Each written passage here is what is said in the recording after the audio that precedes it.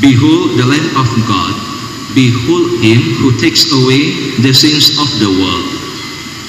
These sentences are said before the communion. These sentences come from John when he saw Jesus approach him. There is the Lamb of God who takes away the sins of the world. My brothers and sisters, what did John the Baptist mean when he said, "Look, there is the Lamb of God"? Why he pointed Jesus as the Lamb of God? In the second book of Samuel, the prophet Nathan tells King David this story. Two men were citizens of the same town. The one man was rich and powerful. The other was poor and helpless. The rich man had great flocks of sheep. He had so many sheep that he lost count of them. The poor man, on the other hand, had only one tiny lamb. The children of the poor man loved the lamb. They played with all day long. They even brought it to table to share the little food they had. Nathan said they even taught the lamb to drink from a cup. The lamb was like a member of the family. One day, an important visitor came to the rich man's house, but the rich man didn't want to kill any of his own lambs to feed his guests. So he had his servants go over to the poor man's house, take the poor man's lamb, and slaughter it to feed the guests. Nathan's story of the poor man's pet lamb certainly fitted Jesus. Jesus too deeply loved. He too was to be cruelly slain by the evil man. In other words, we love Jesus very much, but at the same time we hang him on the cross by our sins. Then, in Old Testament times, on the Day of Atonement, the Jews would choose a goat. The priest made a list of the sins of the people, while at the same time calling on them to repent.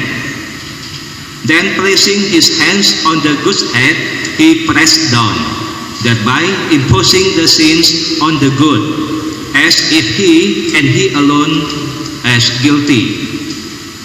Then, laden with the sins of the people, the goat was sent into the desert.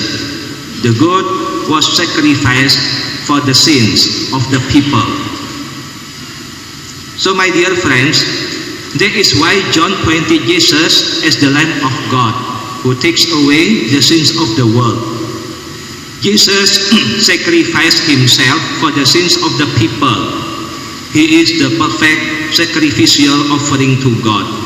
He saved our lives by dying on the cross.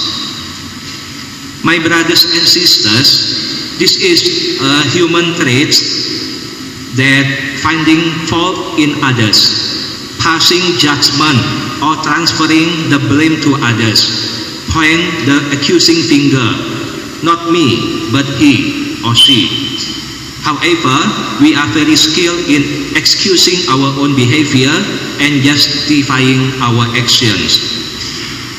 These human characters have been existed since Adam and Eve. It was the woman you gave me, she tempted me, said Adam when God asked him why he ate the forbidden fruit. Then the woman replied, the snake tricked me into eating it. Pointing the finger to others has always been a comfortable way of shifting the blame from ourselves. This happened in the family when the husband blames his wife being lazy for not cooking.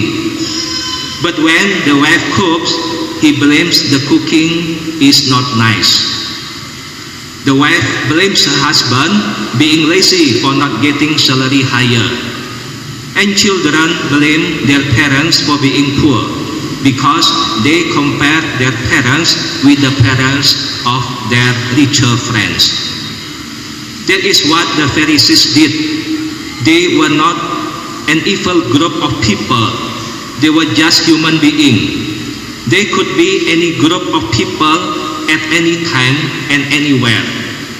The problem that not because they had faults, but that they were blind to their faults. My brothers and sisters, all of us are sinners. Nobody is holy.